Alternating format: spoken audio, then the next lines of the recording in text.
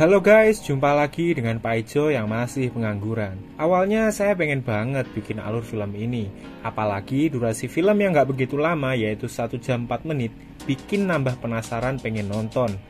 Tapi setelah nonton film ini, rasanya film ini harus di remake lebih baik lagi. Dan inilah penilaian saya atas film The Sword 2021.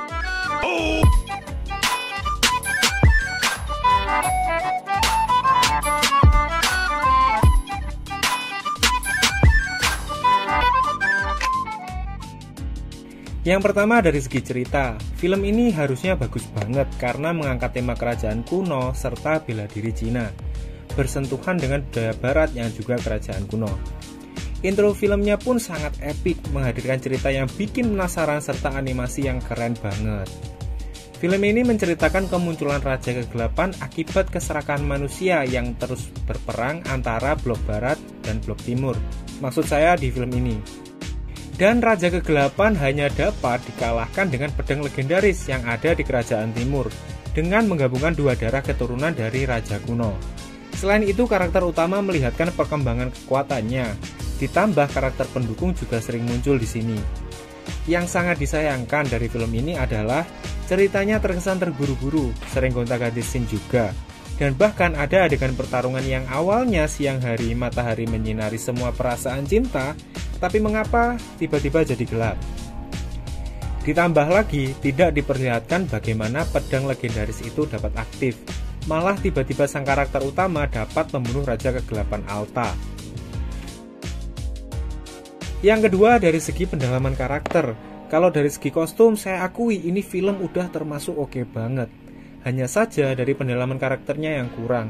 Pemilihan aktor untuk tiap tokohnya sudah pas juga, tapi emang serasa kurang greget aja. Mungkin karena tergerus dengan cerita yang kurang rapi serta efek-efek yang ngebosenin. Jadi buat film ini serasa maksa banget. Ditambah dengan karakter yang nyanyi-nyanyi, yang bernyanyi maksud saya, bikin tambah gak ngeh sama film ini.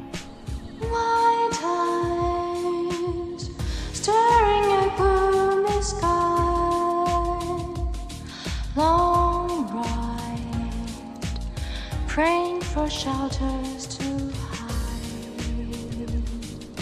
Raging river, take me further. There's dark. Padahal beberapa karakter udah bagus banget dalam berperan, seperti gurunya Micen misalnya. Tapi tetap gak nyaman karena tergerus alur cerita yang terburu-buru. Lalu yang ketiga, dari segi animasi. Awalnya saya ngira film ini bakalan full efek dipadukan dengan bela diri Cina serta film laga lainnya. Tapi, saya serasa melihat Angkling Darmo versi barat.